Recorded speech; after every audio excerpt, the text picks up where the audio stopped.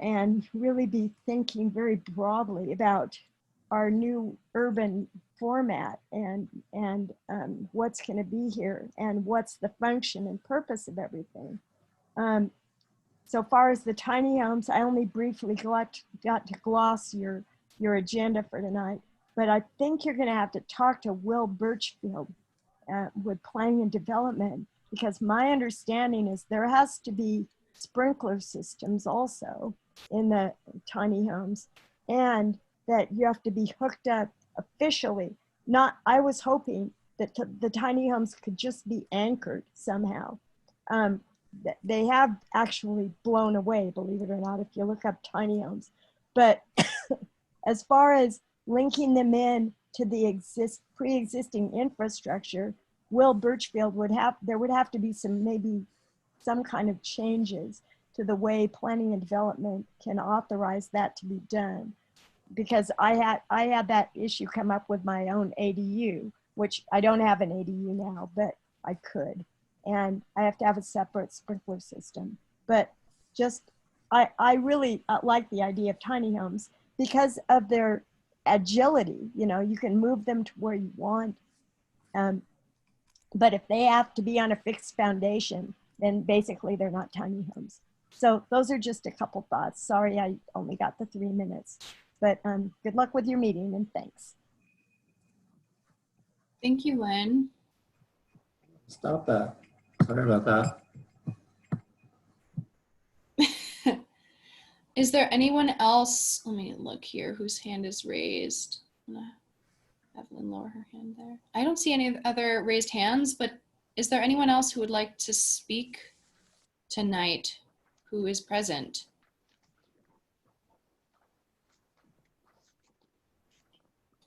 Okay. I don't see anyone else raising their hand. Yeah, I don't see anyone either. Okay. Well, with that, I'll close public participation. Thank you for speaking, Lynn. And folks can always email us as well if something comes up later. So, no fear. Okay, I think we can move on to the main event, which is matters from the board. And the first item is a revisitation of the study session that happened in February, and that was attached to the agenda. And although I was not present at this meeting, I watched it. I was, you know, I've read the transcripts and I've reviewed the documents that were given out, and it seems like there's something there that we can discuss. And I just want to open it up for discussion to see if anyone has anything they'd like to bring forth and you know, have the board discuss around, you know, to inform some sort of potential recommendation to council around tiny homes.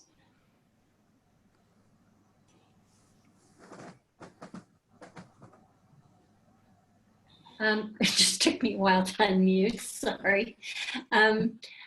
I just wanted to make sure we're all on the same page. So I'll just say what my recollection is, and then we can see where to go from there. So as I recall, we wanted to talk about this particular session and if we want to do any follow-up, but also if we want to do any follow-up in the future of any of our listening sessions. We've had the listening sessions we have had, we've all felt, I believe, generally consensus that they've been good and we've heard great things. We haven't really made recommendations to council at all, and things have just sat there, and we threw them in as links with our letter, our yearly letter, and then they certainly didn't get any attention that way. So in general, I think it's a sort of two-part discussion. Do we want to do that in the future, and do we want to do something about this now? That was sort of my recollection.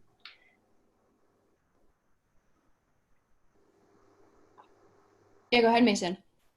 Yeah, I second what Judy was talking about. I think we have a decision around listening sessions on process. what do we want to do after listening sessions? Do we want to just compile information and decide if we want to do recommendations or not? And then in particular, what do we want to do with this listening session? So yes, I second what Judy's saying. Yeah, absolutely. My intention of, bringing this back to the agenda was for us to have a conversation about what we would do with this kind of rich information that was gathered at that study session, and not, as you said, Judy, just to have it kind of sit there. So very open, up for discussion. Jacques, did you want to say something? Yeah, I was just, I suppose this was also one of the pieces we put together in the last recommendation, one of the points that we had.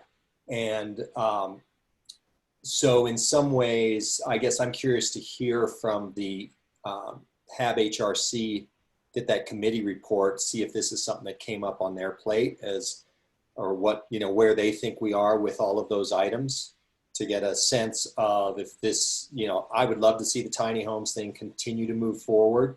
But again, as far as priorities and if that's something on the front burner or it's on a side burner, I guess that maybe we could get some direction from the discussion of the committee and from their report Mason? to us. Mason, do you want to say anything about that, or do you want me to? About the Tiny home, so- HAB HRC committee? About the tiny Yeah. home. I mean, I would say, and Judy, jump in at any point, but I would say that what we've done over the last 4 weeks in particular with that is there's meetings every Sunday at 12 o'clock, and what we're doing is collecting data and making some connections within the community around some elements within the plan and the recommendations that we had talked about. And in particular, because of the sense of urgency, the things that have come to the forefront are safe parking, encampments, and the tiny house piece. And Judy, correct me if I'm wrong, but it's to divide and conquer. We've all kind of taken on an area that resonates with each one of us, and have connected with community organizers, nonprofits, other individuals to see where they're at. So we're just getting a lay of the land to see where everybody is at and who's doing what, so that when we come back with this kind of collection of information, we know where everybody's standing at, and we'll be able to either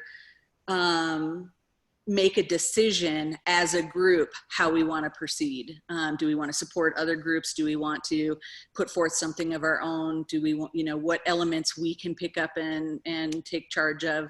So right now, again, and I'm sure Judy will probably add to this, but we're just collecting information, and we're doing it at record pace. So, and I should add that Judy's been doing 99.9% of all of it. Really, I don't know where any of us would be without Judy, honestly. I'm just a little agitated at the current national political situation, so it keeps me busy.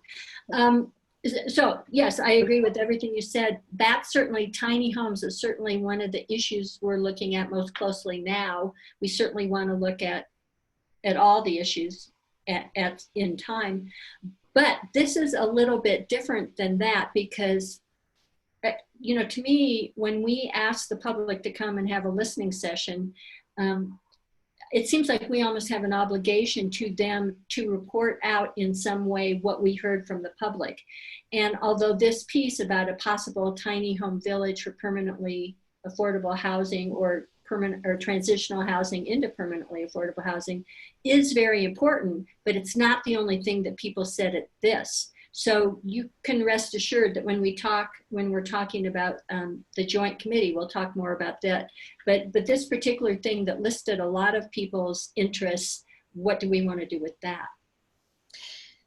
Yeah, and remember, and just I'll tack on to what Judy's saying too, is that piece of tiny house village, like for vets or et cetera, this one was a way to have shared equity with landowners and tiny home homeowners, and share space, land, etc. So there was a lot of opportunities in there, especially now more than ever with the issues around land getting so expensive, is that it's a great opportunity to do lease options and shared space. And also I wanted to add, if I might, it's not just that we have to decide if we want to make recommendations or not, because we just gathered a lot of people's opinions on this. We may instead just decide that what we want to do is a little different than a recommendation and just send a separate letter to council so that they're aware of it, and just request that they read it so they have that as part of their body of information. I mean, we have many things to do, and it doesn't necessarily have to be a recommendation. Great point.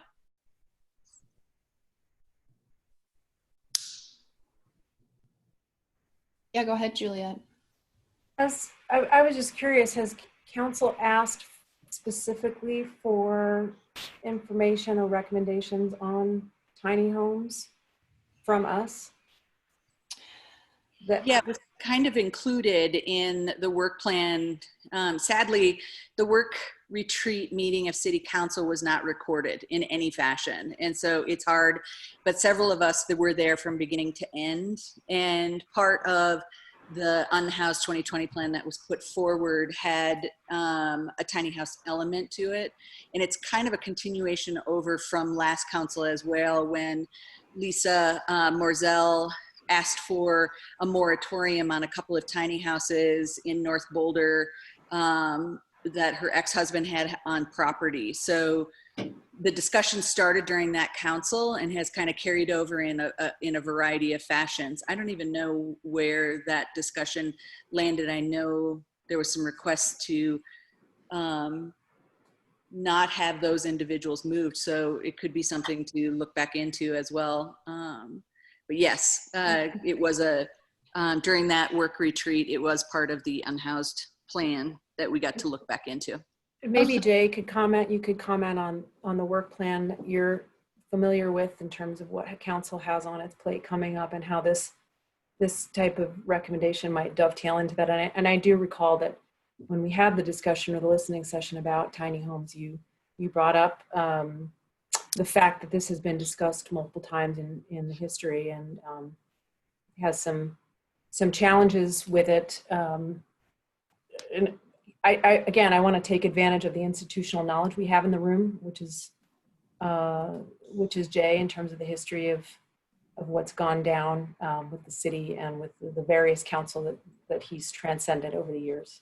So There are a few now. But yeah, that's like I said, it has been on council's sort of long range work plan for many, many years.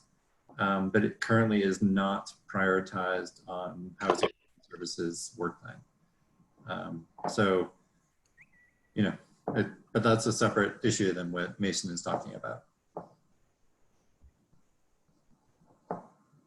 So I would just comment on that. If it's not specifically on the work plan, but we want to share the feedback from the listening session, I'd be in favor of sort of expressing what the feedback was from this listening session to council, but I would refrain from making any recommendations at the risk of providing something that was not asked for or not part of the official work plan, so that we maintain our credibility as a board. Thanks, Juliet. Yeah, Danny, go ahead. I think as a matter of course, since we have the minutes are very detailed. They give a good reflection of the things that we talked about. We'll have an opportunity to talk about those minutes subsequently and see if there's something that we feel wasn't reflected in the minutes. So I think just providing a feedback that kind of through our lens as a board here gives us the opportunity to attach the minutes, essentially, since they're public record anyhow, and attach the minutes to the council. Say, here are minutes from this listening session. Here's some of the things we thought were really interesting or elucidating that we wanted to share with you, etc. So kind of a generic feedback memo that attaches the minutes for the council on every listening session that we have, and then we can really deliberate, based on the on the gravity and the time sensitivity of some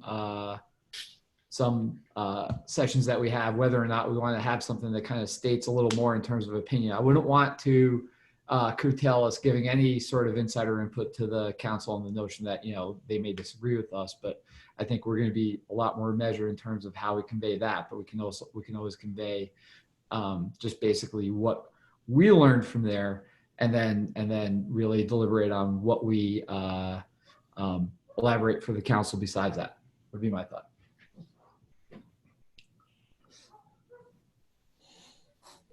It's great. It seems like, yeah, go ahead, Judy. I was just going to mention that this conversation seems very fluid with the next discussion, which would be the update from the joint committee. So I'm, ready for us just to transition into that whenever everyone else is ready to, but go ahead, Judy. So it seems maybe that there's a consensus for passing on this report. Is that what you meant rather than the minutes, Danny? Yeah. And so I also favor doing that and not making recommendations at this time, but not because we're not supposed to. I want to remind everyone that one of the things that we're ordained to do in our ordinance is to develop and recommend with community input innovative approaches to accomplish the city's housing goals, including tools for preserving existing housing. So we can do something different, even though it's not on the work plan, as long as we attend to the work plan. But we haven't really talked this through and really researched it. This is just reporting to them what we heard from the community. And I think that would be good to do at this point. And as you said, from then on with every listening session. Yeah, and I would agree before we move on to make sure that we've decided on next steps on what we want to do both with these particular minutes. Yeah, Jacques, go ahead. Just to kind of follow up on Judy there. I also, I think this is one of my kind of positions on this, that, as Judy said, part of our effort should be to try to provide innovative solutions. And I think that requires us to actually develop those out. So if we're just putting in front of council at this point a memo, basically, as Danny suggested, I think that's fine. And I think this does dovetail, like you said, in with the joint commission or the joint committee discussion a little bit, to see what's our workload, what are we actually going to take on, what are we going to put first. But I personally think that we've been in discussion, it's been extended out thanks to COVID, on the tiny home thing. And I think we had a great listening session. My interest would be to say, let's, in Danny's methodology, potentially update council on just what we learned in that listening session. I'll see it in the minutes, as he said.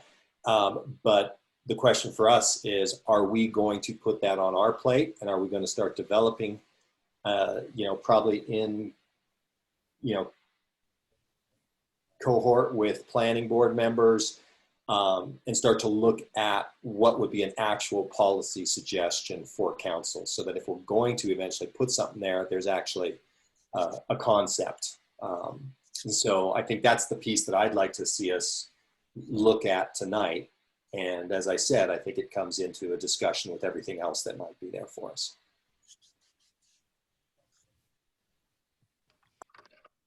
That's great. Terry, did you have something? Yeah, Jacques, I completely agree with you. I think it's fine to pass along what we heard from the listening session regarding tiny homes, but I don't know that that should be, couched as what we think. I think we should formulate our own opinion, have a discussion, come up with a plan. Jay, I'd like to ask you, again, you said that the tiny home program is not a priority for the council at this time. Is that correct? Or it's just not a number one priority? That is a good question. I mean, when I first started at the city back in 2015, tiny homes, I would say, was top 3 after ADUs and something else. But it's kind of fallen off over the years, is sort of my impression. But I would just, I would add, it seemed like there was, at the listening session, there seemed to be some energy around tiny homes on wheels. Picking out something like that that's very discrete and specific, and giving some shape to it, like you've been talking about, sets you up well for the council letter to inform their retreat discussion. So if you can make a compelling case, I think council could pick it up in their retreat and say, we think this should be a priority for 2021.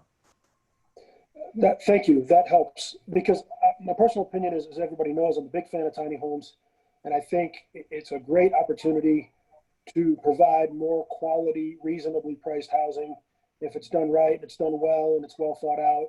And I think it's something we absolutely should talk about, formulate an opinion on, and pass it on to council as our opinion, separate from the listening session. I mean, obviously, if we want, we can incorporate things we heard in the listening session into our opinions.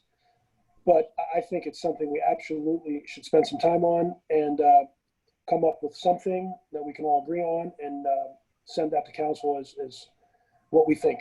I absolutely think it should be part of our agenda. And I agree. That's basically what I was alluding to, that, we relay the information, but then we focus on the thing that we felt was most salient or prominent, during that listening session. So I think, Jay, and like you said, the tiny homes on wheels definitely stood out to me as something where, there's a lot of insight that I feel like we obtained during that session, and that, could be something that we focus on relaying to the council based on that session. Awesome. Yeah, go ahead.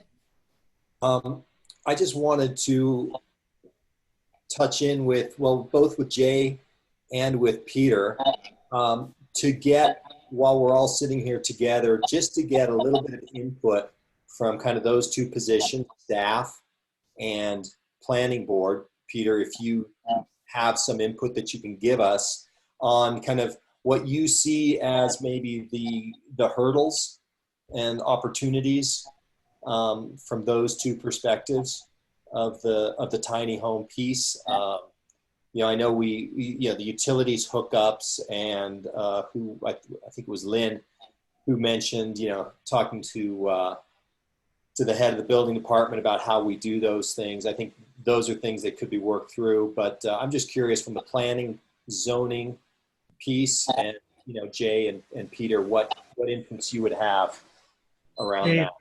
Jay, I'm going to defer to you to frame that so that I can fit it into the right place. I have a hard enough time not getting in trouble on planning board. So I don't want to cause a problem with my cameo here. So maybe if you frame it today, I can fit in what I have certain opinions on. You won't get in trouble, Peter, I promise. Yeah. So You have the immunity card now. So my personal observation working at the city is that tiny homes gets thrown out there as sort of the solution to a lot of problems. And it's really challenging because it's so broadly defined. If you ask someone what does tiny home mean, you'll get 12 different interpretations. So if you ask 11, you'll get 12 different interpretations. Anyway, that's why I suggested the tiny homes on wheels. And I think that was one of the outcomes from the listening session was, okay, well, what's the difference between a tiny homes on wheels versus an ADU in somebody's backyard? That's something that I think we could figure out through tweaking the current regulations. The tiny home village, I think, is going to be much more challenging. I mean, so you have to be able to figure out where is that land. Even though we have a great model in Longmont, it's just, I just see a lot of hurdles there. Sorry about that. I'll mute. Someone should look behind them. It looks like there's a train coming, but. My impression is that tiny home village is something that is outside of planning board scope because we're not a policy making body, and so we interpret the code based on applications, and struggling to envision a scenario where staff would present us with that with criteria that would match what we're supposed to do. The first issue, I think, is something that can envision us, and we have wrestled with. So that's the direction I would go. And I'd invite anyone to maybe break apart that first concept a little more for me, if it has to do with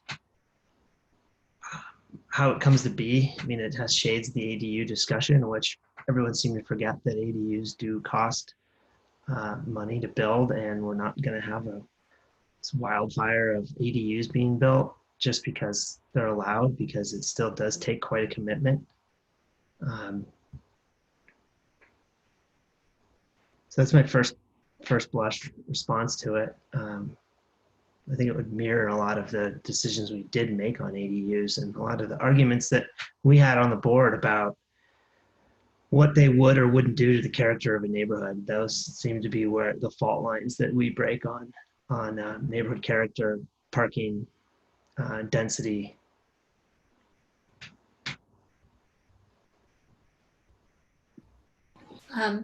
Peter, you did great.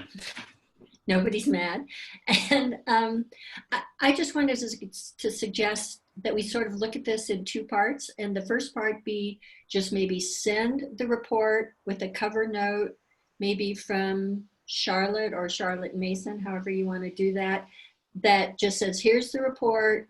We have an interest in the topic of tiny homes that we may be pursuing, something like that, and that you may hear about in the letter, something like that, and let it go. And meanwhile, if we really do want to look at the topic, that we keep in mind a couple things. This is not going to be the year when City Council is interested in spending money, so that's something we have to keep in mind, certainly. But also, the joint committee will be looking at the possibilities for a tiny home village and whether or not it's viable. But for other things, like you were saying, Jay, it might be an easier reach to have some just general changes to ordinances or zoning or something, so that there can be the possibility, say, of tiny homes with wheels if such and such exists. There probably has to be a little committee to start working in that, because I don't think we can tackle a complex issue in our meetings. I think there would have to be work of a couple people outside of meetings. Danny, go ahead. Yeah. Let me, I had to unmute, sorry. So I just say I agree with that, but I think, you know, what I like to do is just kind of emphasize if we're gonna go that route, what I was saying, I think the best means would be to emphasize for council. We learned a lot about tiny homes on wheels. We learned a lot about how there's a real demand and need for that, and an emphasis on that from the tiny home community. And that's something where, you know, in terms of how we do it, Judy, my concern is if we have a task force on that, it's really something to say, this is really something for council. And now, as the, you know, as we've talked about in prior meetings, as the slate of evictions and stuff like that starts to increase, can help address immediate needs. And we're all supportive of it. And if there's anything we can do to help, please let us know. Kind of put it that way, right? So that we're not jumping into the policy pool, but, you know, certainly, and I think something like that too, there's a whole heck of a lot less regulations, Peter, which is I think what you were saying, than if we're dealing with like a village, you know, which, you know, that's taking a machete to the zoning code. So Mason. Yeah, I totally agree, Danny. Something for us to think about as well is that we need to start framing out our letter to City Council and what we would like to have them potentially put on their work plan for 2021. And so when we're talking about some of these things, whether it's the unhoused plan or the tiny house plans, and framing, a great point, Danny, what seems to be most pressing in our community is going to be the evictions. It's going to be individuals, especially within our workforce, struggling to find and afford housing anywhere in our community right now. So some of our more urgent issues for the work plan could be framed around that. But I know we'll want to put this on the agenda soon because I think Judy and Jacques remind me, but I think we started in September, didn't we, putting together our letter because we wanted it to go by December, because we didn't have a meeting in December. So September, October, November, that's all we had to get that approved. So something to think about. And I'd like to add, once again, Danny, you've just written the cover letter for Charlotte and Mason in what you said, and they can just play back what you said. And that makes a pretty darn good cover letter. So I think your guys' job is, a lot easier. Just replay Danny. Good, because I forgot what I said already. So that's thanks. It's awesome. Thank you. Is there anything else that folks want to add to this? From my desk, from what I'm hearing, it seems like we want to send a note to council, just sharing with them that, this listening session was impactful. Perhaps, as Danny mentioned, emphasizing certain points such as tiny homes on wheels, and maybe one or two other points that, housing, that the board is interested in continuing to research and look into, and that the joint committee will continue looking at this issue of tiny homes. Or that it's included also, the tiny house village portion is included, but in the joint committee discussion. But I think what Danny was saying is that we emphasize just tiny houses, and due to eviction levels, that this is what we found interesting in our listening session, and it's just for their further information, unless we want to do a formal recommendation. Yeah, absolutely. And I'd be in favor of a cover letter, but then sending the report, because the report really contains what everyone thought. And even if we don't agree with a certain point that a person said, that person bothered coming to the meeting to express it. So you can make a couple bullet points of what you feel we see as the most salient points, but just include that report for those who want to read what everyone thought, whether or not they read it.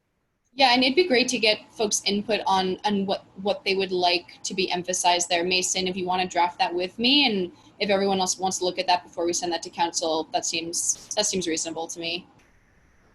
So. How about we flip the responsibility a little bit and say, if everybody could just send one or two bullet points you thought was important to Corey, when we draft the letter, we'll make sure the top 3 get included. Awesome. Yeah, that's so great. So if you could do that by, let's say, what was it, Wednesday? So if we could do that by Monday, Saturday, Friday. In 1 hour, go. That seems okay to me. Are there any objections to that timeline? Knock, knock, who's there?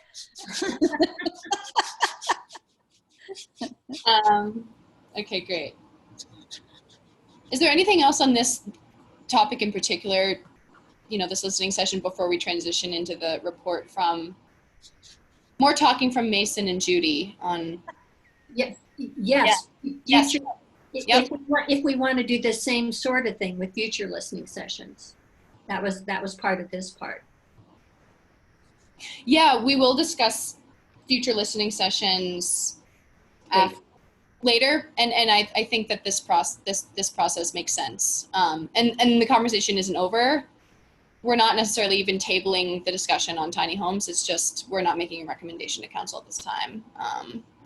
So I think the future listening sessions can follow this kind of format as well, but it can be very fluid.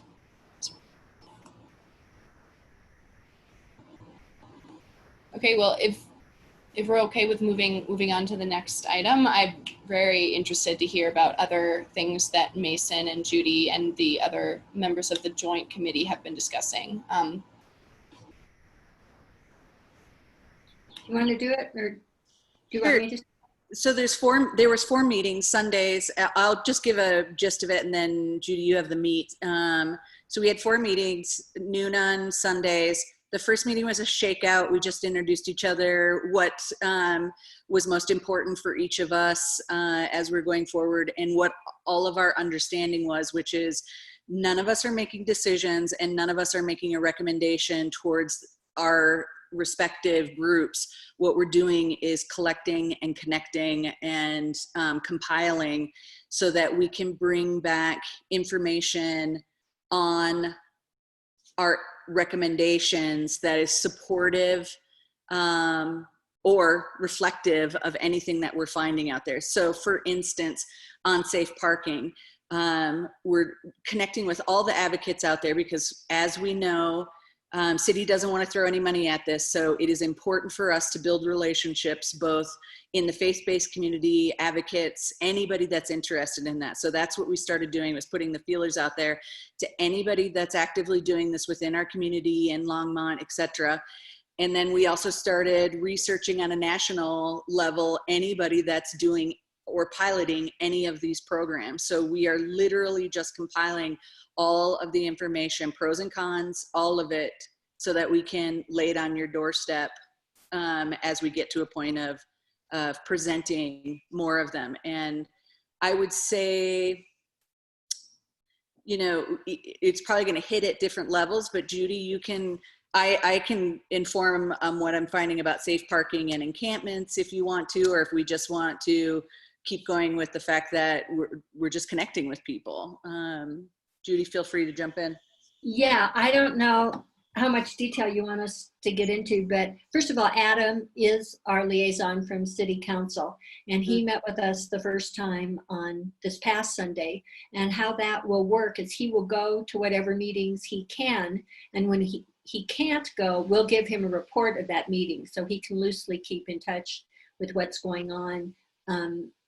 And so we're not going to send him every time we collect a piece of data. We're not going to send that to him. He's already flooded, and that just wouldn't be fair to do. But we're giving him the gist of keeping him apprised of what's going on. So I would say it boils down to the things we're doing are research and outreach. And besides looking into the community, as Mason said, and looking for people who don't agree with our particular individual points of view, as well as people who we think share the same idea.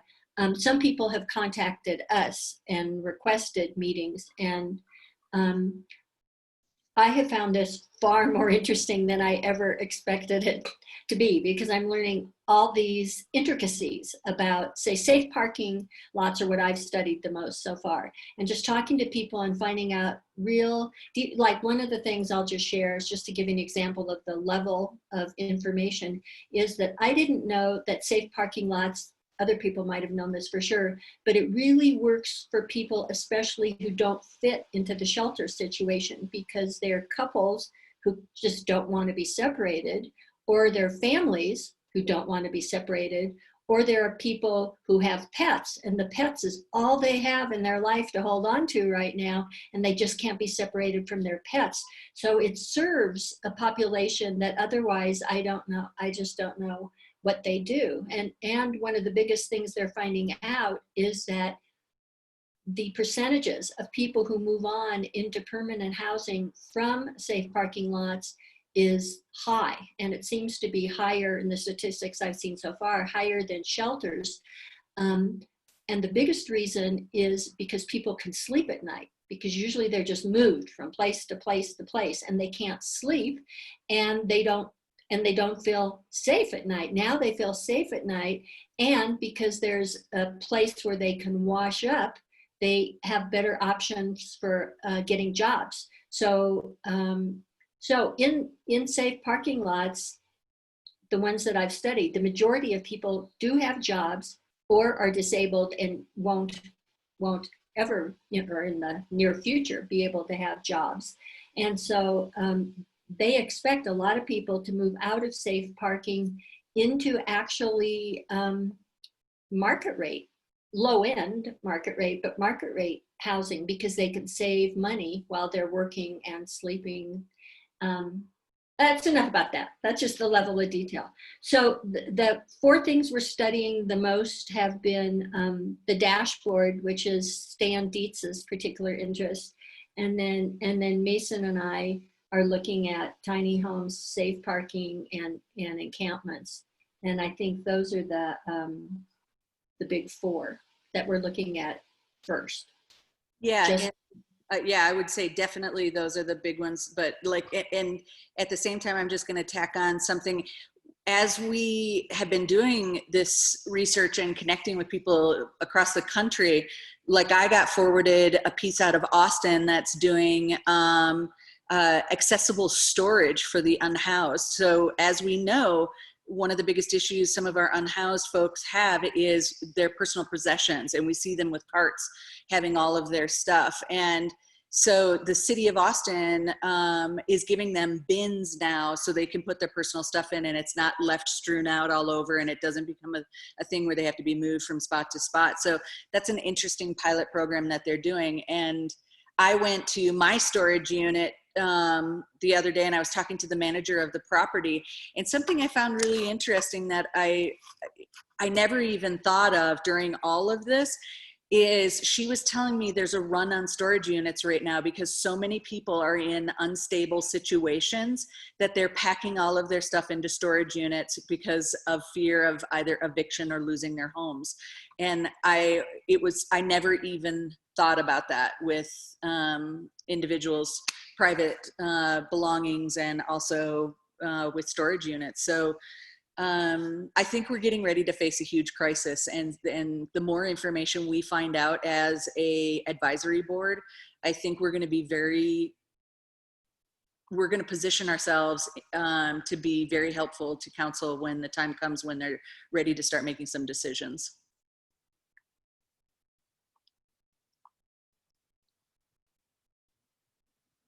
Ta-da. I guess I'll say just one more thing. I think of this as being a long-standing community, committee that could actually last years, because it's going to take a long time to get through all these issues. I'll be, I'm off the board in March. I'll be long off the board, but happy to help the committee if they want, because it's so interesting. But I think that's the sort of thing we should be looking at. We can maybe work on an issue or two at the time as it emerges and bring it to the housing board and then to HRC. And again, I'm going to say it out loud, but Judy, I know how many hours you give every day to this. And personally, I'm probably doing 2 or 3 hours every day in meetings or connecting with people. And between your writing of reports and how much you've been doing, it's really been a blessing. And I've really appreciated working with you over the last couple of weeks while I've been having my own personal meltdown. So thank you. Thank you. You're welcome. I appreciate all the work you do too.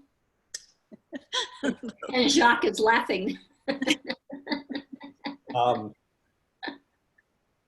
Following up on that and how much work Judy is doing, I guess one of the questions I have, which I alluded to, I think, earlier with you, Mason, was, is this going to stay within, in other words, there's a ton, as you said, Judy, there's an incredible amount of research. I've started diving in specifically to encampments, that are structured. And so there's a lot of work and research to be done. The dive is so deep, I think, to actually try to put something that kind of addresses the efforts that have been tried elsewhere, matches those to Boulder's particular unique characteristics, and then tries to derive something that could work at some scale. Are we leaving that basically in the joint committee's hands at this point? Or is there consideration of some of that work being parsed out to, let's say, just that, an encampments committee, or 2 people from our board, or 1 from HRC and 1 from our board, who would focus on those specific areas to help go deeper? Yeah. So I would say that, and correct me if you think I'm wrong, Judy, but I would probably say that I've leaned the most into encampments, and in my reaching out locally, What's tricky about this is that there's other people that are working actively on it right now. And that's what I mean about us not all stepping on each other's toes and being a part of the communication. So there's parts of it that are interesting for us to just be supportive of the roles that are already taking place. Like, you know, Bridge House does their work. There's groups that are already, and there's groups right now that are working on trying to structure that and seeing how to best position it within the city. So some of our role may be watching how they form it and then seeing what our supportive role in advocacy for that is. Like, if it fits within the city and is supportive of the goals within the city, doesn't cost us money, helps us clear up the bike paths, still provides dignity for individuals, then we would come back to this group and say, okay, this is what's happening. Where do we stand with it? Do we feel like we want to support this? How can we support it? They're asking this of us, you know, so it'd be a lot of collaborating. The tricky part, and I think this is a great question for each modality or each little piece within this, is there's not a ton for us to do right now other than to let a few other people take the lead while we keep ourselves informed and support where we can. So part of what we're doing is also not getting in the way of some of the other faith-based communities and initiatives that are also taking place. Does that answer your question, Jacques? Like, there is a lot of research, there is a lot to do. At the same time, I can't speak for Stan with the dashboard, but Judy, you got more updates from him on that. Like, how is he feeling about that? Does he need more help in that area? How are you feeling about the tiny house community? Or do you feel like you need more help in that piece? Well, what you said strikes me as absolutely so, that one of the surprises for me is that there are groups of people already working on some of these issues already, and they're not even as yet working in concert with each other yet, because there's different groups bubbling up that we're just starting to find out about. So I think that it wouldn't be necessary for us to start a separate committee here, although if everyone wants to, I'm certainly not opposed. But I think one or the other of us, not both of us together, because that would be more than 2 people at a time, but one or the other of us could refer you to people if you had a particular interest, or if anyone has a particular interest, to a group where you as an individual could, you know, not representing HAP, but just as an individual could really do some great work.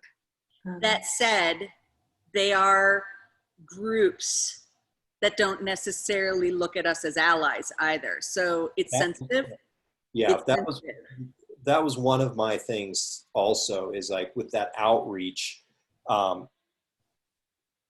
totally agree with you. Like, if there's work being done, we don't necessarily help forward that by coming up with our own world. Right.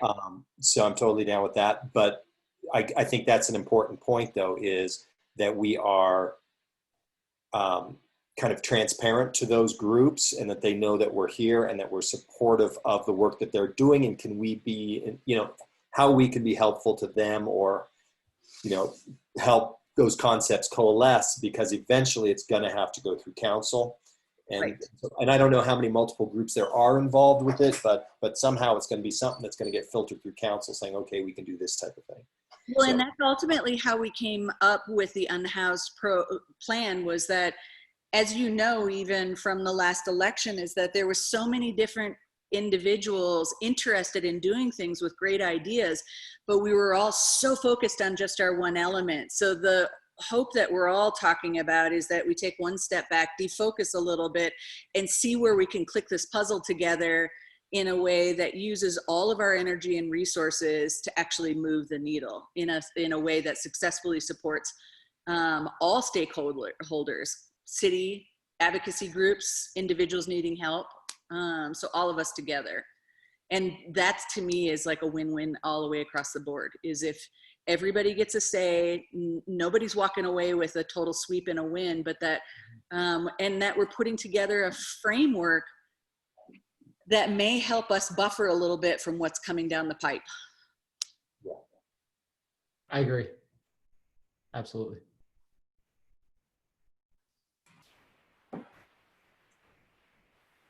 I guess I just say, does anybody have any questions? Because we might not have. I do. I was wondering, do you guys have or have you considered putting together a repository for all of this data that you're gathering that could be easily viewed by or added to with permissions by your fellow board members? And have you structured it in such a way that you are covering all of the stakeholders? I heard all the stakeholders that Mason mentioned, but I think we also need to make sure we're including business owners and the housed people that actually live in housing. I think we need to make sure we're hearing all voices so that we present a balanced view of the community. That is certainly our intention. There aren't enough hours in the day to have done that yet, but we're specifically trying to reach out to all groups. But again, we're just starting to do that. I mean, I've had maybe 5 Zoom meetings at the most on the topic. We are also, and I'm not real good on computers, but we do have some shared files, and we can throw all the research we get into those files, I think, if Mason will help me. Yeah, and what our hope is that we, one of the things that we're trying to work out is figuring out how to compile it in such a way that other people from the outside can access and look at it without it feeling like when you're going through it, it creates more fear or or energy when we just want to find a simple way to present it. Does that make sense? So yes, we are creating shared files. We haven't made them public as of yet to anybody or to you guys because we just haven't gotten to a point where we've got it in a format that we feel like makes sense to anybody other than ourselves right now. But that will be there. And yes, I agree with you that there will be time for businesses and the house to definitely weigh in. My guess is that we already know that City Council and anything that would go through or be presented to City Council, and if they were going to move on stuff, has a public process as well. So it's going to have layers like anything that comes through. And also, before we can do what you're talking about, we probably have to talk to Aaron Poe, our attorney, because there is that rule that we can't have more than 2 people on the board doing anything without it having to be publicly noticed and all that. So I've already talked to her once about some of our guidelines and boundaries, but it probably would need us to talk to her again before we could see how sharing files with more than just the 2 of us. I don't know. I was thinking, sorry to interrupt you, Judy, but I was thinking of something more like a Google Doc where you did notify the public that this document exists, and it's a repository that has structured in it where you're gathering information about what's working and what's not working, and the different stakeholder points of view. Not yet. In a way that maybe other HAB board members could be given permissions to make edits or additions in certain areas, but that the general public would not be allowed to make the additions. And that way it could be very public, but but also visible to everybody and not subject to this, would comply with the sunshine laws. And if I could, it wouldn't if we go about it that way, and if it's like this working doc that we're all working off of Google Docs and it's kind of open to the public but not open to the public, and then how do you go about that? It gets very intricate with the Open Meetings Act and which is the sunshine law that everybody calls it, but it's called the Open Meetings Act. And I would suggest, Judy, I liked your suggestion. I'd be more than happy to connect with Aaron, with you, and just kind of talk about some parameters of what we can do and can't do, and we can kind of work through that. But we need to be very conscientious about that, just from a matter of process and stuff. And it's not even, I mean, obviously we're doing this to present information to the public, but the process by which that information is generated certainly has a lot of implications. And Exactly. if we inadvertently run into Sunshine Act concerns, it can affect how it can come about with our resolutions and stuff like that. So And also right now, Juliet, we're far, far, far from writing any documents ourselves. The only things we're writing are reports of the meetings that we have so that we can share it with each other. And I'm not, they're not, I don't have the time to write them nicely enough to want to share them. You know, they're pretty crude and rough. And so, so we don't have anything for people to edit, because unless you're at the meeting, no one could edit it. And right now we're just getting, different people are sending us research links, but we haven't evaluated them or anything. Yeah. I would also add that part of this is building trust. You know, a lot of these, a lot of the faith-based communities and advocate groups that we're talking to just don't trust the public process or our boards and commissions that we're actually going to do anything right now. And so a lot of our going into these meetings is just listening and saying, yep, I hear you. We're here. I see the work that you're doing. How can we help? Is there anything you want us to do? Do you even want us as allies right now? Should we be stepping back? It's all of that. And that takes some time. So it's not, and I think we know what the public process is when we get to that and start to present things for other individuals to see and give feedback in. I'm sure Jay has lots of experience and can offer us many bits of advice on how to handle a public process when we start to get to that point. And we'll compile some of this and put it into, because we'll be presenting to you guys. We'll be presenting this information that we've collected, so the community will see it.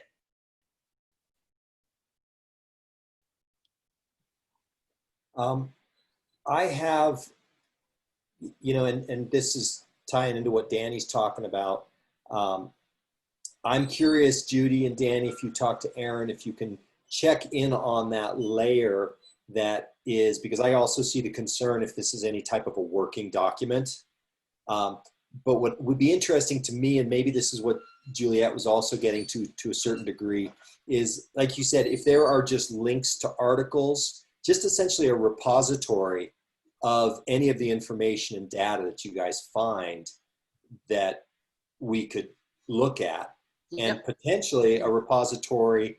Well, maybe it would be better if we did something like that, that we would just send something that we found that wasn't in that already in that repository, and we could just send it to you to then upload into it and include. That way there's no engagement. But it'd be great, you know, because there's a ton out there. Yeah, feel free to send us stuff. Yeah, and I'll do what I find for sure, but I have also limited, you know, I'm not spending that many hours right now researching. I've been doing some. So it'd be great to have some kind of a library, in a sense, where it'd be easier to go in and pick up a bunch of stuff that you guys have already looked at, and we can just look at it and review it. So just in the short term, you know, not expecting anything like presented from you, but just to have access to some of the info or the reports or the data of what's happening in other cities, outcomes, that sort of thing that you find. That's what I was getting at, Jack. Thank you. Yeah, Jay. So one potential simple solution is that if you send these resources to staff, we can compile them and put them on the HAB website, and that would be a fairly simple way to go. We probably don't have the capability to provide sort of group editing of documents, but as a first step, that would be certainly doable. Right, Corey? Any objections to that? No, I love that. I was checking with Corey. How often do you feel, Judy and Mason, that do you have like an update, like a surge of information that you add to your existing repository, whatever that exists for you? Just getting at Jay's point about updating this, because I assume you're gathering information every day. Yeah, we're collecting information every day, and honestly, I don't want to speak for Judy, but a lot of those conversations I'm not prepared to share at all in any form until they're ready to say yes, please share.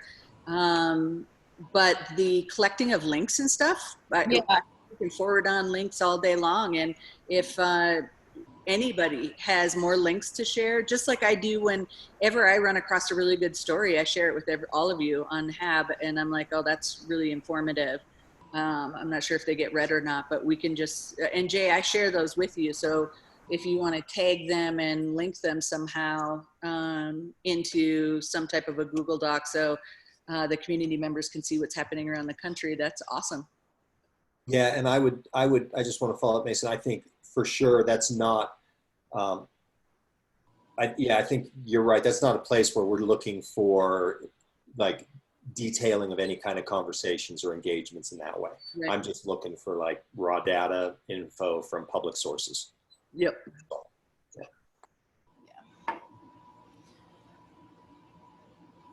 Yeah, don't be expecting links every day. It's not, there's not that many. Sometimes we get 3 or 4 from a particular person we talk to, and then maybe not for 4 or 5 days after that, whatever. Yeah. Corey's like, thank God. Yeah, I also don't want this kind of transfer of information to hinder your process, Mason and Judy. Like, I know you have a process, and I don't want this to create excess work for you as well. So. Yeah. Jay's suggestion works really, really well for that. And for everyone to know, we're not evaluating this. We're not saying, I agree with this research or not. We're just presenting it. Yeah. It gets sent to us, we review it, and half the time they're either put out by other city governments or press. You know, press is putting it out, or sometimes research docs are putting it out, but yeah. Well, I think that'd be great if we could just do that through Jay, and if you think that's okay, Jay, I think that'd be awesome.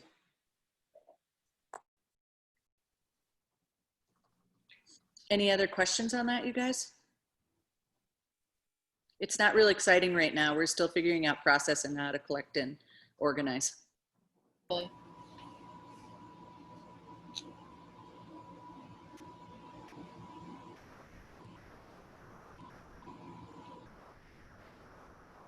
One question I have is if other individual council members have connections and have like leads that might be helpful for your process, I guess it would just be between a HAB member and one of you, so we wouldn't be breaching any of those like sunshine laws. So I guess we could just introduce you over email or whatever, to like clear up the process so that you can have direct contact with whomever we know. Would that be helpful for you?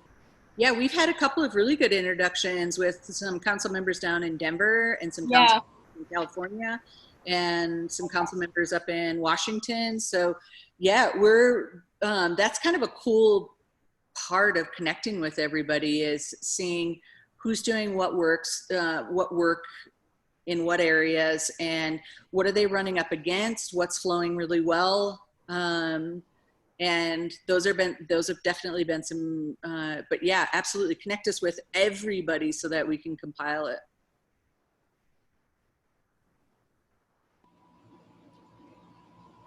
Great. Are there any other questions for Mason and Judy at this time? You guys, high level or detailed?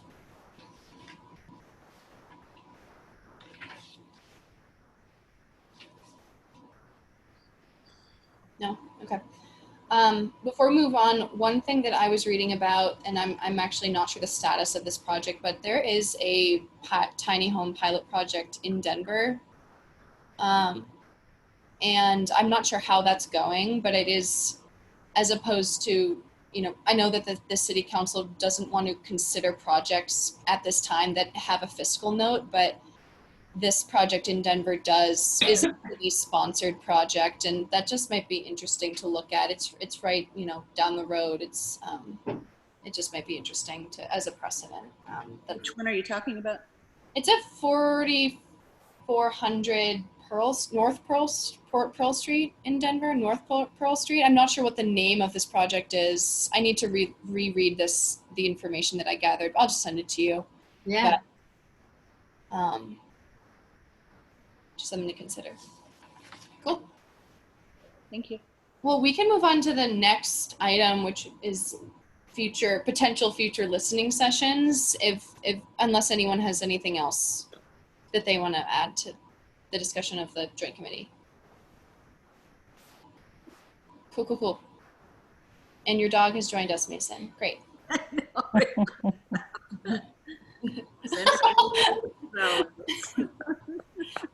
So we wanted to bring this to the attention of the board because, as Judy mentioned, the listening sessions have been very successful in the past, and it might be an opportunity to enhance the substance of our knowledge and the work that we do moving forward. And I emailed the board with just some ideas about potential listening sessions with renters and individuals experiencing or around eviction, potentially leaders in the community who have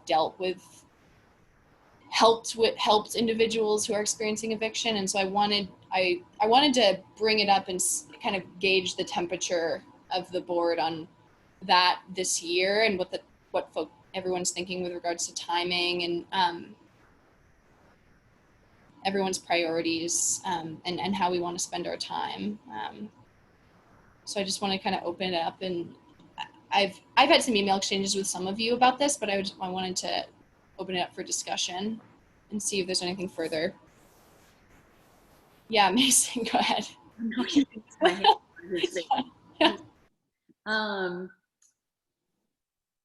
So I'm curious if we want to talk about the listening sessions right now, or I guess what we're doing, and maybe Jay can also chime in a little bit, is that what we're essentially talking about is our work plan for the latter part of this year. And we know that we need to get the city council letter together. So that's definitely going to be one. Any other things that we have on our plate? So we've got the letter, we've got potentially a listening session.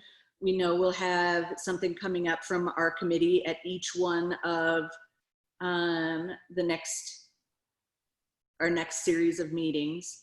What else are we missing, so that we can make sure that if we say we want a listening session, that we're framing it in a work plan look, a scope?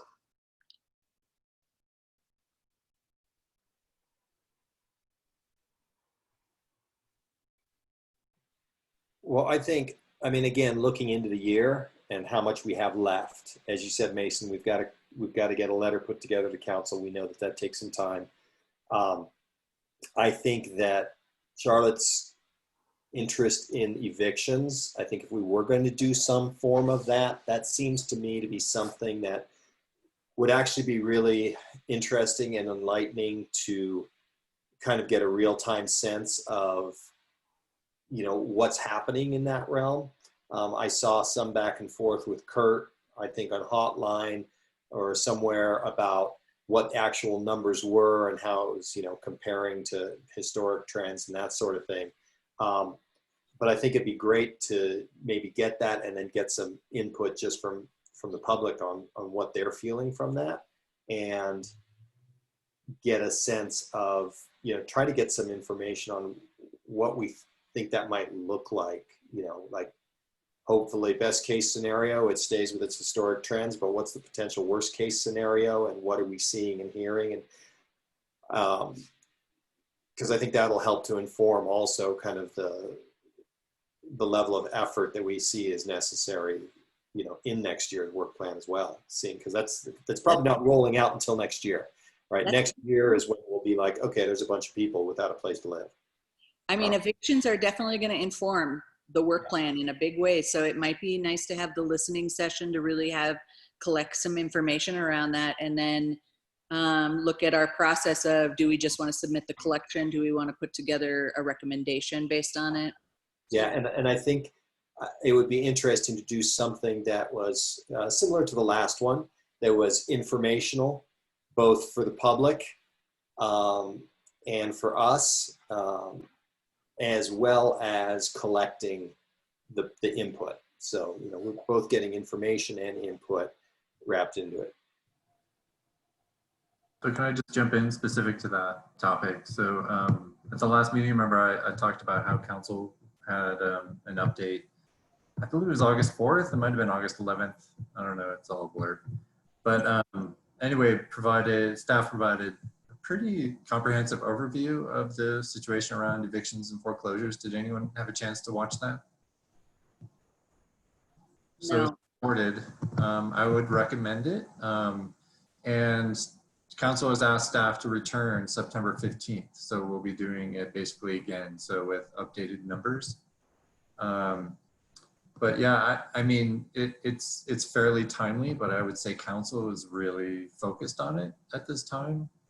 But you know, the landscape is constantly shifting. So who knows what's going to happen, you know, in the next couple months. But I just wanted you to be aware that there is a lot going on in that topic. Jay, what was the date of that meeting again? I'll find the link and send it to everybody for the one that already happened. That'd be great. Or the next update is going to be September 15th. And Jay, is it also something that is a presentation that we can get, or is it just the presentation to council that we'll watch? I mean, we could do it again, the same stuff. I wasn't suggesting doing it again. I'm just suggesting, was there like a PowerPoint presentation type document there was. that also get sent to us? Can you send that to make sure, because I know with Zoom, we don't always get to see it, right? Yeah. You should, but yeah, I can definitely get a hold of it and send it to you. Yep. And Danny, you've had your hand up 42 times and have been so polite. So, James, do you think anything we could do would be productive as far as that goes, just from your insight, or not, or, you know, and if you don't want to answer, feel free not to. I would say just not at this immediate time. Okay. I mean, we're all kind of just waiting and seeing what happens, right? So there was a prediction back in when the pandemic started that there was going to be this huge rush of massive foreclosures and evictions. We got a lot of federal stimulus, a lot of programs, you know, executive orders from the governor, federal protections for foreclosure. A lot of that has expired. So we thought that once those things expired, that there would be that, yeah, we must be hitting the cliff now. We're having every 2 weeks, we're having conversations with a group, you know, that involves all the service providers at the county, nonprofits, people who are tracking this issue, EFA in particular. What are they seeing in terms of the additional caseload? And sort of this cliff still hasn't arrived yet. It doesn't mean it's not going to. So you know, that's the challenge, right? So we could have a listening session, but it's all in your timing. How's that? Jay, are there any work on the city council's workload about housing, any topics coming up that we should know about? You know, the manufactured housing strategy, the ordinance goes September 1st. But I think you guys decided to pass on that based on other priorities. I would say the East Boulder Sub-Community Plan has a big housing focus, which you guys might be interested in, just in terms of, you know, how do you sort of allow sort of this gentle residential infill in an industrial area without creating too much havoc. I'm sorry? Please continue. Sorry. So sorry. So that's, I mean, there's still, I can't tell you exactly where they are, but that's something that it's a future work item, or it could be in a future agenda item for HAB. It is up on Be Heard Boulder right now too. Yeah. There is a survey up on BeHeardBoulder.com, so you can go there and fill out and forward it on to anybody who's interested in the East Boulder plan. Right, so we can always ask, the staff if they would come to HAB when they do their next check-in with council. I don't know, Peter, do you know, are they coming to planning board anytime soon? I'm not sure. I'm not sure. That's all right. I'll find out and let you know. And we can put it on the work plan as a potential item. You can decide closer to the time. I also want to mention that last time we discussed this many, many months ago, the topic that seemed to be of most interest at the time was renters, because we felt that they had been overlooked in our approaches even so far, and they're 50% of the housing in Boulder. And so I just wanted, I don't have a dog in the race. I'm just putting it out there again. Yeah, so maybe it's a combo of evictions and renters and a listening session. I think we could also include individuals that, what was it, 32% mortgages were missed, mortgage payments were missed in the last month, but their circumstances are a little different because they can also, wasn't there an opportunity for people to do 1 year of, what's the word I'm looking for when you get to? Abeyance. Yep. Abeyance through March 30th, end of March, I think, is when it's all going to come due. So it seems like the topic of housing insecurity might be a bit of a broader umbrella to capture these different groups, because it's not just middle to low income folks who are feeling pains right now. I was talking to Terry a while ago and we were talking about how it's also people who have homes and, are struggling to pay their mortgage. It's, middle income. It's people who are doing well and are having trouble paying their mortgage. So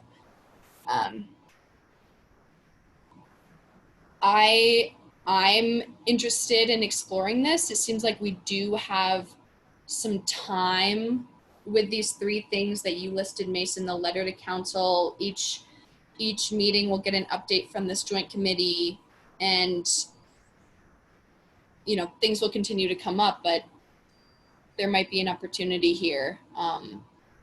Maybe October, November, maybe November. Jay, is it November or December we don't have a meeting? Oh, I think I'm not sure we've actually voted on that. I think that's something. Yeah, that's a good point too. Usually in the beginning of the year, when everybody gets seated, we look at the schedule and go over the entire schedule to make sure nothing falls on a holiday, and move anything that does, or potentially take time off if we didn't have anything we wanted to do. Danny? So last year we did have a meeting in November. We did not in December. Okay. Remember in November we were at that little room and ate the vegetables. So.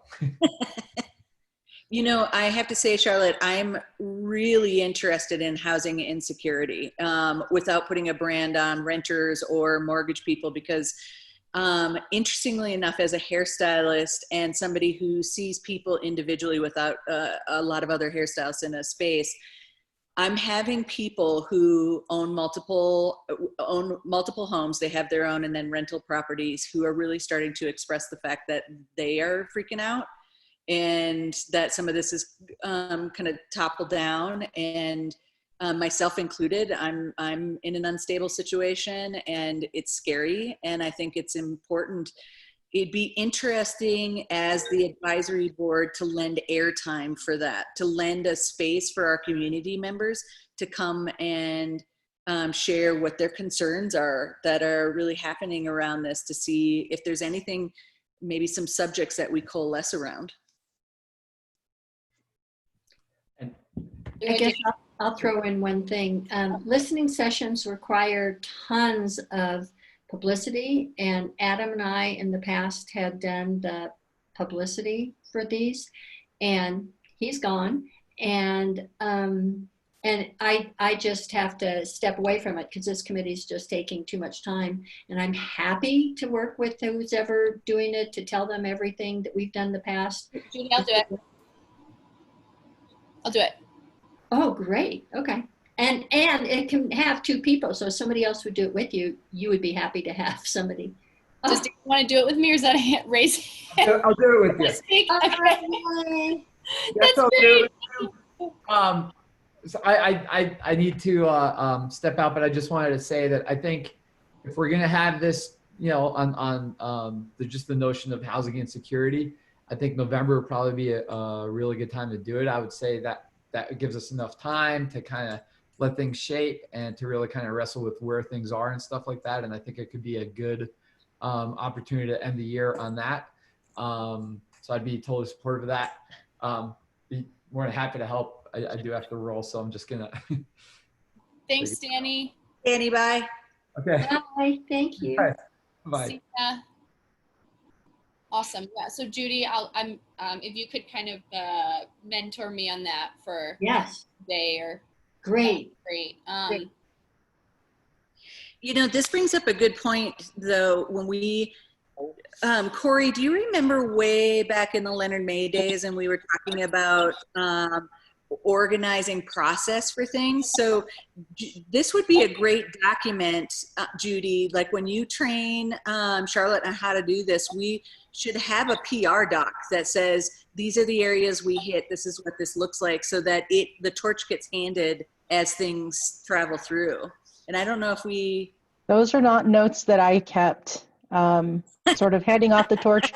We only keep information that's relevant to your roles on the board, nothing with transitioning roles. I think we do have a little bit of information that we share in terms of, the chair's responsibility when it comes to Robert's rules and how to sort of get through a meeting, but that's really it. None of the detailed stuff, especially from back in the very beginning when Leonard was chair. So I didn't keep anything, so I'm sorry. I do think Sarah Huntley worked maybe with Adam and me, and we had some little document there. But when I talked to you about it, Charlotte, your notes turn out to be the document. So I'm happy to create like a formal guide to outreach, which it can be a dynamic document and can be added to down the road. But Great. Yeah, that's great. And one other wrinkle is the fourth Wednesday in November is the day before Thanksgiving. So we may need to look for a different possible date. So are we allowed to move our meeting? Is that allowed?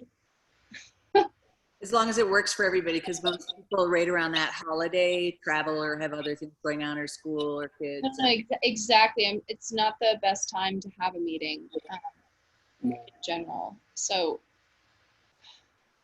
I'm wondering. So I got a comment. Yeah.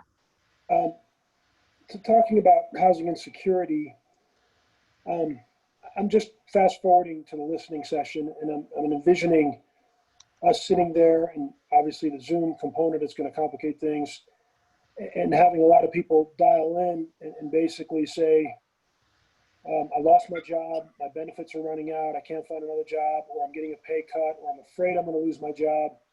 And therefore that trickles down to not being able to pay rent or mortgage. And I'm insecure. I don't feel good about it. I don't know what's going to happen from month to month. And that's terrible. My question is, we hear that maybe over and over again, likely over and over again. What as the Boulder Housing Advisory Board can we do about that? If our goal is to create a venue for people to express their fears or express their concerns, we can certainly do that, and we can pass that along to council or whomever. But I'm just wondering, is there anything we can do? Is there anything within our power? I mean, this is a topic that obviously it's national, it's international, and the governor has put eviction moratoriums out there. Some of them are expiring. I don't know. I think it's an interesting topic, and I know it's a big deal right now, or it could be a bigger deal coming up, because the reality, as Jay said, is that this big wave of foreclosures and evictions that we thought was going to happen in April, May, June, July really hasn't yet. And I put the word yet in there because it may still happen. We don't know. Yeah. But it hasn't really happened yet in major amounts. So I don't know. I'm just trying to, it sounds like there's some momentum now, the listening session on housing insecurity and potentially November. And I'm not saying no to that. I'm just saying what, again, if the venue, if the goal is to have a venue to let people vent, then that's fine. If that's what we want to do. I just don't know what we can do about it. Like, okay, let's tell council to, put a moratorium on evictions. Okay, that was kind of out there. It's been out there. You understand what I'm saying? Yep. I just want to be able to be productive. Yeah, go ahead, Jack. Yeah, Terry, I entirely hear you. I think that, my kind of feeling on this also is that, like you said, I think the level of what we can do, we may not be playing on that court, right, as the Housing Advisory Board in Boulder. However, the other perspective on it is essentially to give people a platform. That's great. Yeah, to just express their concerns. And maybe that's as far as we're going. Well, and that was the informational piece that I was talking about. Also, people can hear or listen in and understand at that point in time what are the, state level, federal level pieces that are in play. And it might just help people become educated, have a little better understanding of what there is going forward. And maybe that's the role we're playing in that space, is just helping Boulder residents understand what their options might be if, they do get evicted, or what's happening out there. So, I don't know much. Yeah, I don't know that there's much we would do, but it might serve that purpose. And if that's the goal, I'm all for it. And I think it's worthy. Just, and if that's, you understand where I'm coming from. Yeah. I'd like to try to solve the problem. And I don't know that this is, like you say, this is 3 steps above us or 30 steps above us. Right. Well, and I think one piece that Mason mentioned she's feeling it. I feel it also. It's like everybody's built whatever they've built or in whatever position they are. And there's a certain sense of teetering. Yep. Regardless of where you are, right? Yeah. The developer takes a deep breath. So in some ways also, and this would be my hope if we did take this on as a listening session, is that in some ways it's also just a community sharing of that sense of uncertainty, and recognizing that, we're not alone in it, and people of all stripes are feeling it in some way, shape, or form. And that, from my community soul, that seems like something that may be valuable. And I agree with you, Jacques. I don't think that's bad at all. I just, going in knowing that that's kind of the goal, then I think it's just a mindset. You know what I mean? It's a level, you set a level of expectation. And I agree that it's important to know what our goal is going into that. Yeah. For just that reason. Yep. I think also too, some of the things that we've done with hard listening sessions in the past is when we did the publicity, we asked people to bring ideas and suggestions so that it's not just a dumping session. For those who want to share, absolutely. And then we may find some things we didn't think about that might come forward in an idea. So in the publicity, we could ask for people to bring forward ideas, anything they'd like to share. And try and keep it. This is where facilitation becomes extremely important, is to make sure that we manage the process, facilitate the process so that people focus on, yes, this is scary. Yes, this is, it's an unknown. We definitely had some shared experiences going on here. And now what are some suggestions, or what some things that we can do to help each other through this? Maybe it's a way of building a community net together that makes people feel a little bit more secure and together. Maybe it's just being in a room full of knowing that I'm not the only one out there teetering. I think it's Terry's question is a really, really good one. And I do think that in the publicity, expectations can be managed. I mean, the publicity can be as casual as saying, we don't have the capacity to fix it, but we'd like you to feel not alone, and maybe people have some good ideas, that sort of thing, and focus the publicity that way so people aren't thinking they're going to get an answer, because we may not have one. Thank you. Terry, do you have anything else? I also want to bring Juliet in and see if she has any. Sorry, I don't want to put you on the spot, Juliet. I just want to make sure that you're heard if you say about it. No, I just wanted to lay out what I think expectations will be. You understand. I think we're on the same page as to what will come of it if we do it.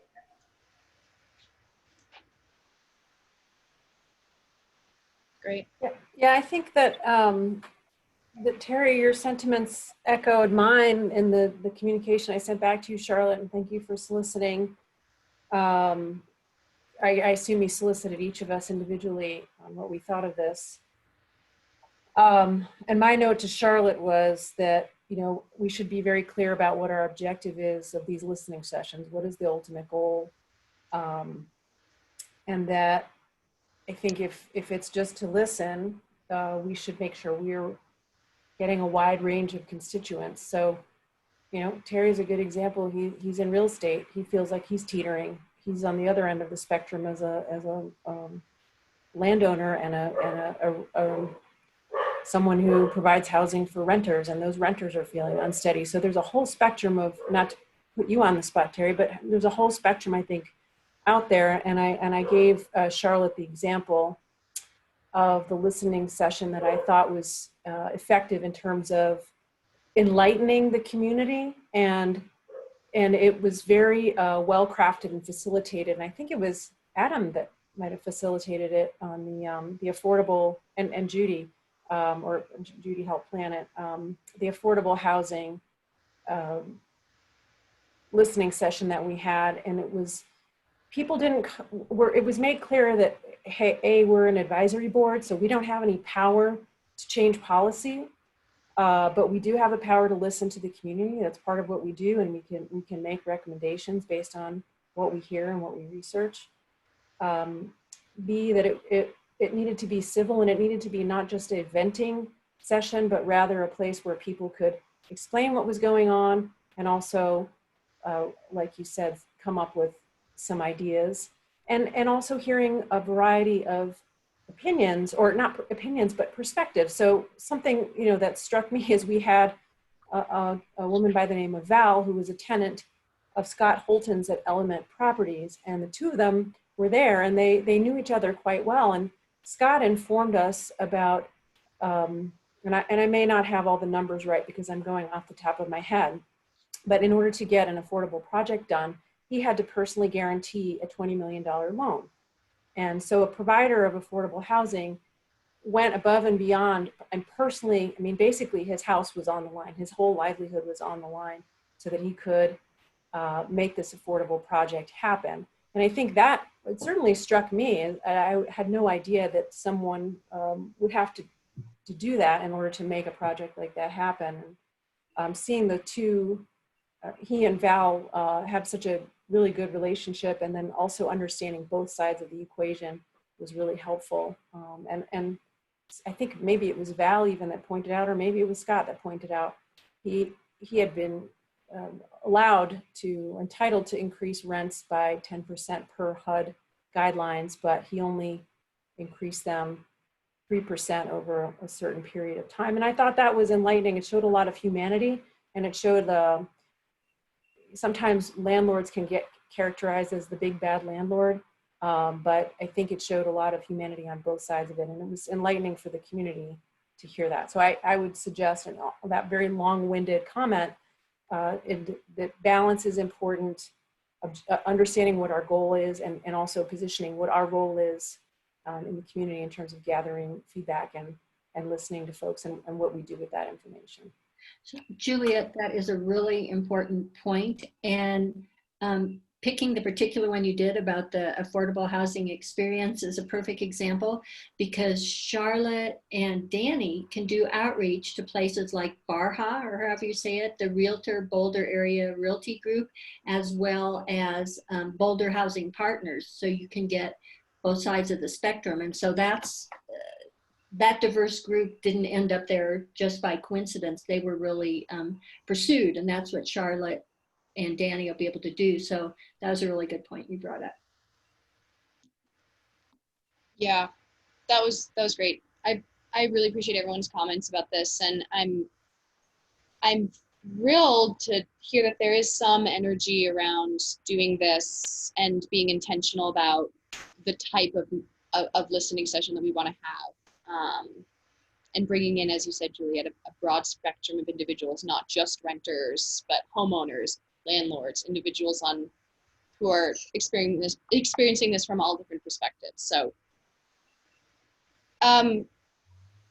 Jay, is now a time to establish, well, I guess we have to agree to do this, and then is this the meeting where we would decide when this is going to happen? Or I guess logistically, I'm just wondering what to do now. Or what do you suggest? Yeah, I mean, I would suggest picking it the November date earlier rather than later, just so it's on people's calendars and it's easier to plan around it. So, I mean, I think typically what we've done is just moved it up a week.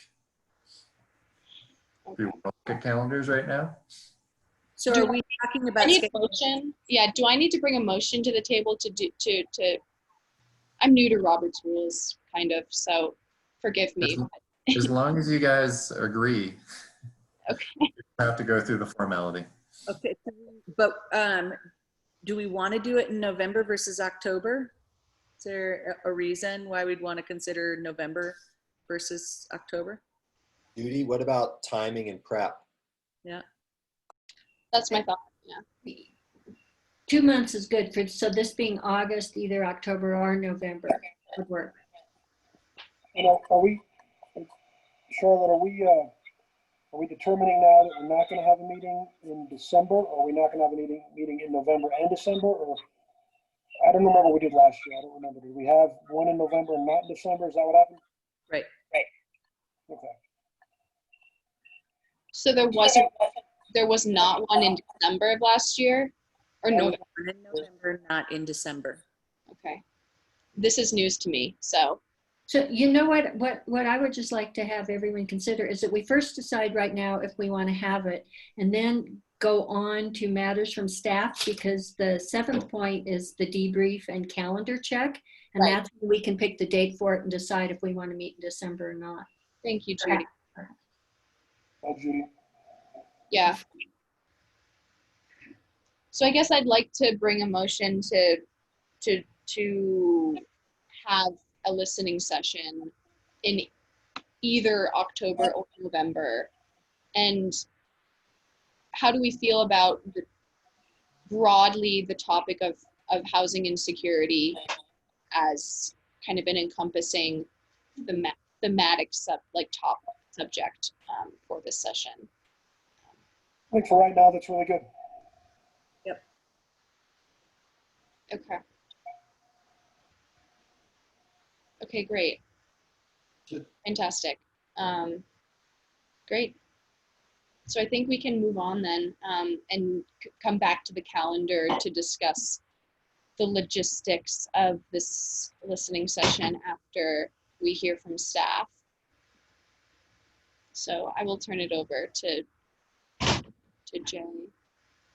The only item that I had for you guys had to do with evictions. But whoever's planning it, I would strongly suggest reviewing the council video that I'll send you guys later, because it'll give you a really good sense of, there are a lot of resources out there and not everybody is aware of them. And so the other piece that I would just add on is, we have been trying to figure out what's the best way to get the word out, to make sure that people know that there's $20 million in CARES Act funding that's being funneled through the state that renters and landlords can apply for right now. Not everybody knows that they can contact EFA for assistance with utilities or rent.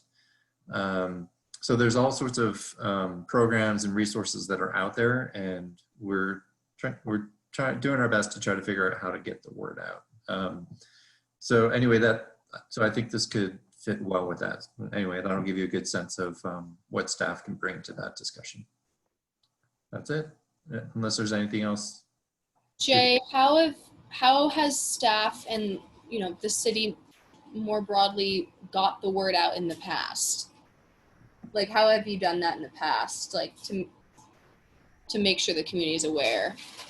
I know the website is very well informed, and I think it's very thorough, but yeah. So the main way is through the county has a housing helpline, and that what we've tried to do is funnel everybody who is looking for assistance to the county, and then they can assess their situation and determine how best to direct resources to them or direct them to resources.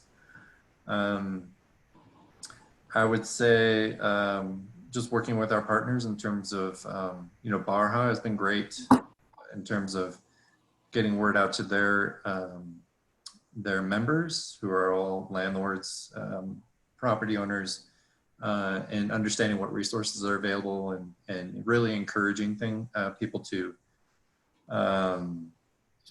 have discussions early on if they're having difficulty making rent payments.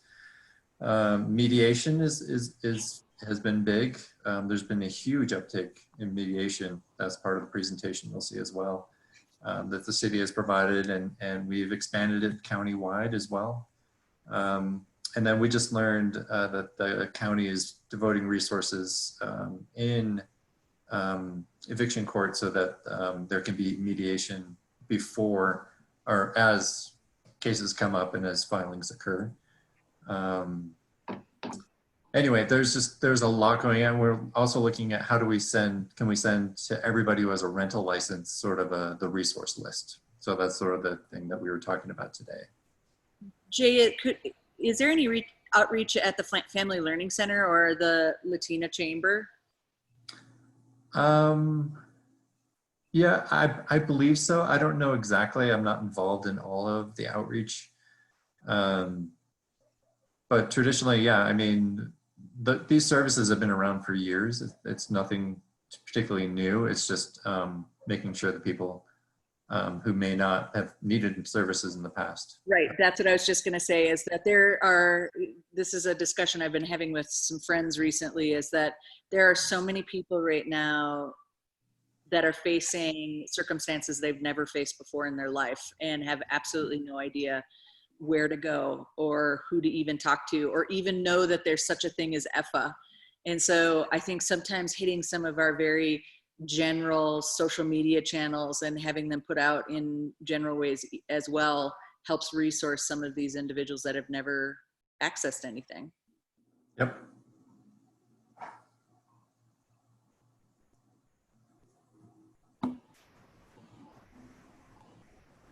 thank you, Jay. Sure. So I guess we can move on, unless there's any other questions for Jay, to look at the calendar and debrief.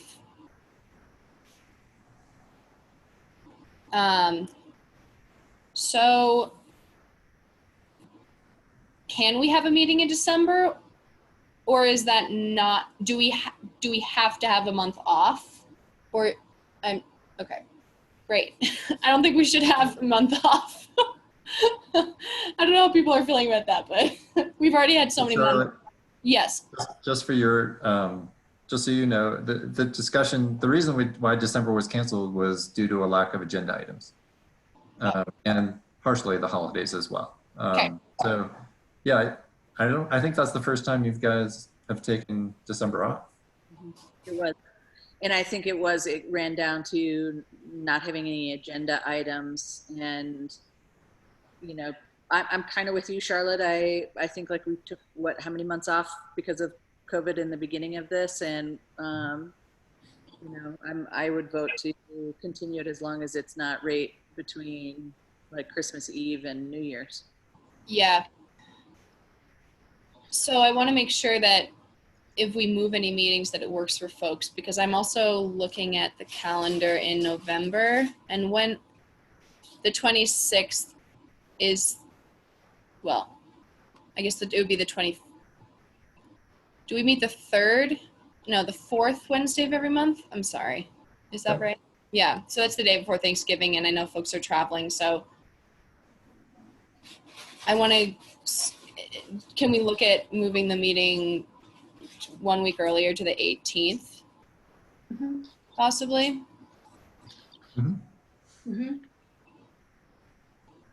I guess question is for Corey and Jay too. Yeah, absolutely. I mean, Yeah, I think that's traditionally what you guys have done. You've just moved it up a week. Yeah. So instead of the 4th Wednesday, it's the 3rd. Okay. Make it work. I mean, it's more, your schedules. Yeah, does anybody have problems with that if they're looking at calendars? So we're moving it from when to when? The 25th to the 18th of November. And then the 23rd to the 16th of December. Yeah. That sounds good. And I would say that. And Jane, Lori, that works for you to move the meeting? Both of those months? And Charlotte, would you mind sending out an email of that to Danny? Here? Yeah, absolutely. Yeah. Thank you. I'll send this to the entire board just to confirm that works. Well, so Corey can send meeting invites to everybody with the new dates, and we'll update the website as well. Sound good, Corey? Yep, Do we that have works for me. Do we have September in the calendar? Yes. We do. Okay. And October. It's just November, December. We usually have to move those around due to the meetings. I'm checking my Yeah. schedule. I just want to make sure there's no conflict.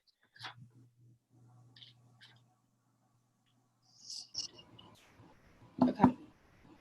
Okay, so far the 18th looks good in November. December, maybe the 16th. Is that right? Yes. Okay, let me see. Yeah, That looks to be fine. Submit our letter. I'm sorry? What's the date that we have to submit our letter to council? I think it changes every year. But basically, I would say you want to have it done by December, your December meeting. Okay.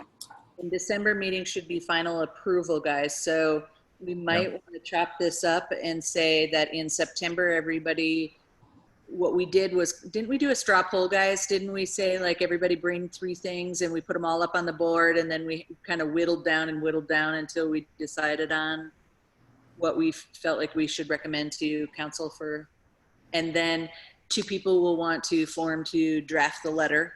So we can choose in September who wants to draft the letter and 2 items. That seems like very reasonable deliverables. And then that way by October, we'll have a draft. And if we need changes or anything significant, and have it completed by November for final approval.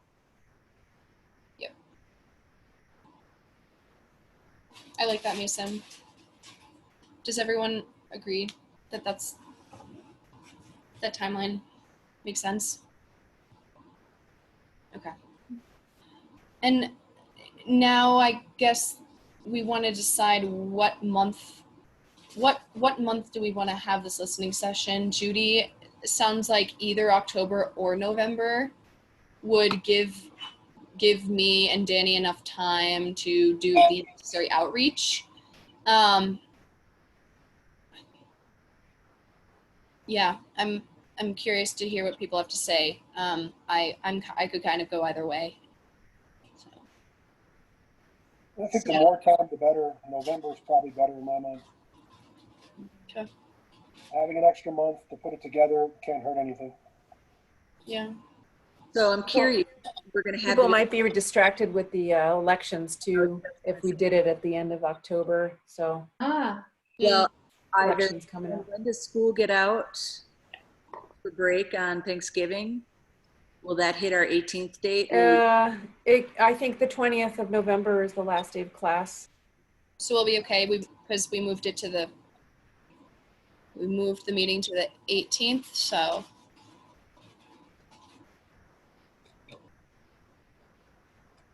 maybe November's better, considering the elections. I feel like, I mean, it's going back and forth in my head, but I feel like November might be better just because things will be developed further. So, you know, I mean, I'm back and forth. The one part says, well, in October, getting information out to people sooner, depending if things go to, you know, turn into a real mess. Yeah, so I don't know, but I could go either way, but I think I'm leaning towards November. Okay. It seems like there's a small consensus around November, and I would second that too. I think that'll also just give us more time to bring in a larger group of voices, and yeah, just give us more planning time. So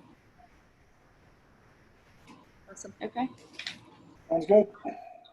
Okay, great. Do I need to does someone need to make a motion to approve that, or do we need to formalize this? I mean, I'll make a motion that we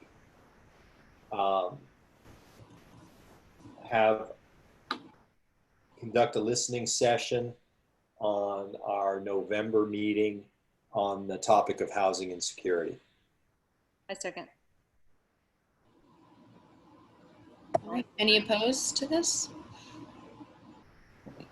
Okay. Yeah. I have a quick question for Corey. There are some things we didn't vote on, but that we decided on. Will they be in the minutes, or only the things that we actually voted on in the minutes? No, I think they'll be in the minute. I hope I captured everything. As always, I'll send this information out to you guys after Jay and I review it, you know, this week. And then you guys could provide feedback. Anything we missed, you can, you know, I'll add it back in. So it'll be captured. If I did, you know, didn't capture something that you guys think should be in there, just let me know. But you'll have a chance to review these before we finalize them. Cool. And remember, it's actions. So it's a summary of all the actions that the board takes predominantly. So. Good work. Okay. That's great. I have nothing else here. Is there anything else before? I mean, we're only 8 o'clock. We have another hour. Is there anything else that folks want to discuss before we adjourn this meeting really early? Good first meeting, Charlotte. Charlotte, great job. Excellent job. Great job. Anybody Well done. want a 7th grade math curriculum? What does that entail these days? I bet Charlotte could do it based on what I saw tonight. Oh my God. You're great. Who's normally running these? Charlotte just got elected board chair. That's awesome. Great job. Thanks.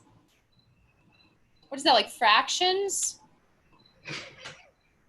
Yeah. Yeah. It runs the gamut. There's little geometry, fractions, Oh my God. ratios, proportions. I don't envy you. Okay, well, Judy, do you have anything? Thank you. No, thank you. I'm happy if we get done an hour. There's going to be some meeting coming up when we get done an hour late, so we'll just remember this. Exactly. It means you were efficient, Charlotte. So that's Okay. a good Great. thing. Good. Well, if there's nothing else, then I'll bring forth a motion to adjourn this meeting.